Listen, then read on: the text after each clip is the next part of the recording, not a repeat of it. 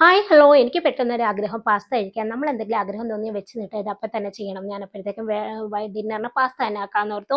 അങ്ങനെ വെള്ളം തിളച്ചിക്കാൻ വെച്ചിട്ടുണ്ട്. അതിലേക്ക് ഉപ്പും എണ്ണയും കൂടി ഊറ്റി അത് നല്ലതായി തിളച്ച് വരുമ്പോൾ ഞാൻ മക്രോണി ഇട്ട് കൊടുക്കുന്നുണ്ട്. മക്രോണി ഇട്ട് മിക്സ് ചെയ്ത് ഒരു 5-6 മിനിറ്റ് കൊണ്ട് അത് കുക്കായി കിട്ടും കേട്ടോ. അപ്പോഴേക്കും അത് സ്റ്റെയറിലേക്ക് മാറ്റുന്നുണ്ട്. പിന്നെ ഒരു കടായി അടുപ്പത്തേക്ക് വെച്ച് 1 ടേബിൾ സ്പൂൺ ബട്ടർ ഇട്ട് കൊടുത്തിട്ടുണ്ട്. അതിലേക്ക് വെളുത്തുള്ളി ഇട്ട് അതൊന്ന് സോട്ടായി വരുമ്പോൾ മൈദയും കൂടി ഇട്ട് ഒന്ന് സോട്ടാക്കി കൊടുക്കുക. അതിലേക്ക് എന്നിട്ട് പാലും കൂടി ഊറ്റി നല്ല കട്ടകളൊക്കെ ഉടച്ച് ഒന്ന് മിക്സ് ചെയ്ത് കൊടുക്കുക. അതിലേക്ക് പിന്നെ കുരുമുളക് പൊടിയും ചില്ലി ഫ്ലേക്സും ഓർഗാനോയും കൂടെ ചേർത്ത് മിക്സ് ചെയ്ത് എനിക്കൊരു പൊടിക്ക് ഉപ്പും കൂടെ കുറവ് തോന്നി അതും കൂടെ മിക്സ് ചെയ്തിട്ട് നമ്മുടെ മക്രോണിയും കൂടി ഇട്ട് കൊടുത്ത് നല്ല രീതിയിലൊന്ന് മിക്സ് ചെയ്തെടുക്കുന്നുണ്ട് കേട്ടോ.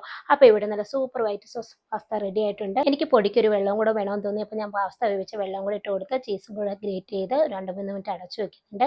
അത് കഴിഞ്ഞ് നോക്കിയപ്പോൾ നല്ല ചീസെല്ലാം മെൽറ്റായി നല്ല സൂപ്പർ വൈറ്റ് സോസ് പാസ്ത ആയിട്ടുണ്ട്. ചൂടോടെ തന്നെ ഞാനത് കഴിക്കുന്നുണ്ട് കേട്ടോ.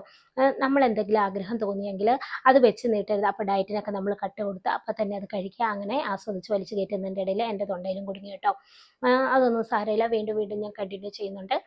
അങ്ങനെ കണ്ടിന്യൂ ചെയ്ത് ആസ്വദിച്ച് കഴിച്ചുകൊണ്ടിരുന്നപ്പോൾ എൻ്റെ ഹസ്ബൻഡ് വന്നു. പുള്ളിക്കാരന് വേണമെന്ന് ചോദിച്ചപ്പോൾ എനിക്കൊന്നും വേണ്ട, നീ തന്നെ കഴിച്ചോളാൻ പറഞ്ഞു കേട്ടോ.